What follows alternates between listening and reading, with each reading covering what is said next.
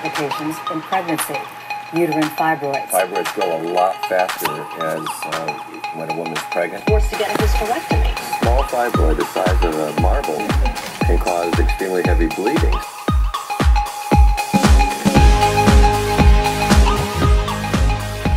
Hi, my name is Alicia Johnson, and I support the White Dress Project. The White Dress Project is extremely important to me because I have a lot of very good friends and family who cannot wear white. So I strongly encourage creating awareness around this disease so we can figure out a way to prevent it. I had fibroids for 14 years before I ever considered that what they could be doing to my body. I know that it's something that primarily affects African American women, and I'd like to be a part of finding out the cure for that.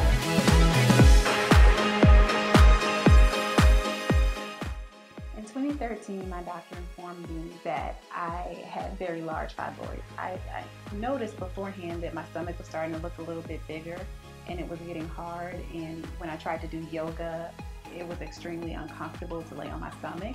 So my doctor decided to do an ultrasound, and it revealed that I had extremely large fibroids.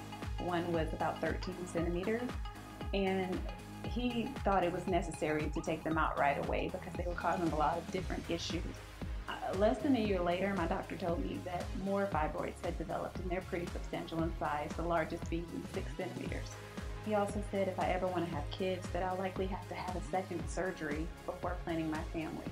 So it was pretty disheartening because I didn't know, and this is probably something new to me, that I didn't know fibroids could cause such issues with a woman's fertility. But I hope through the White Dress Project that some type of research or something can be done so that other women won't have to go through the same thing. Probably around September 2013, I was noticing some stomach issues, some swelling, and actually went to see my medical doctor, and the first response that he had was he thought I was pregnant. Even though my husband and I knew that was not the case, we definitely still went through the process of ultrasound and so forth, and he basically told me I had severe gas and went home. I went back to my OBGYN, and they was able to tell me I did have fibroids. So to paint the picture, from September to January, I was on and off having stomach issues, swelling, bloating, gas, ankle swelling, no symptoms from my menstrual cycle or anything like that. So for me, I think fibroids started at a very early age, probably around the age of 15. I've always had really heavy menstrual cycles and extreme abdominal pain during my cycles. So for me, I could never wear white because I never knew what would happen. So finally, a couple of years ago, my husband and I started talking about having children.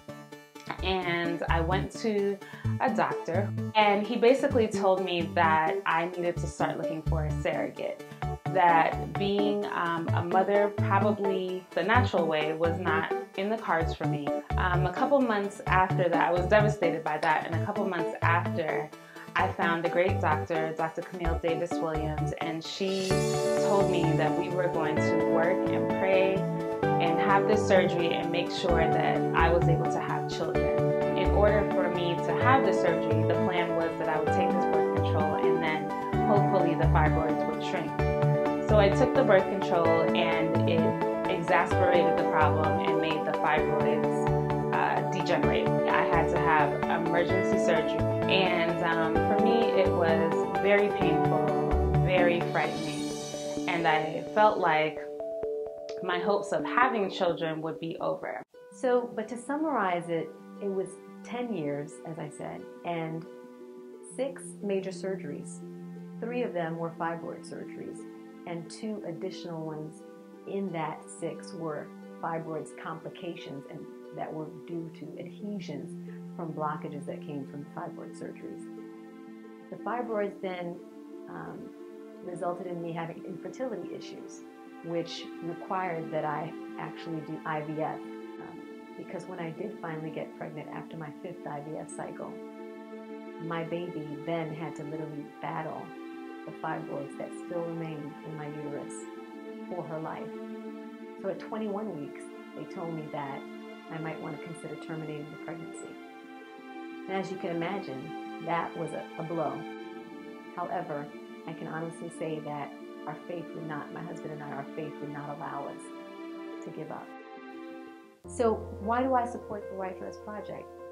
I support the White Dress Project because though we fought 10 years to have our child, we want to see this epidemic conquered so that you don't have to fight the same way we fought. You don't have to have the same battles. I have an amazing, gorgeous, beautiful miracle baby that has changed our lives. Her name is Nita, which means purpose. And every day she reminds me of God's faithfulness. Every day she reminds me never to quit. And that's my message to you. Never quit. You may know how far you've come, but you don't know how close you really are. I pray that you'll be encouraged by my story, and I pray that you will find the hope beyond fibroids that we offer. It's a wrap. That's a wrap. And that's a wrap. And that's a wrap. And that's a wrap.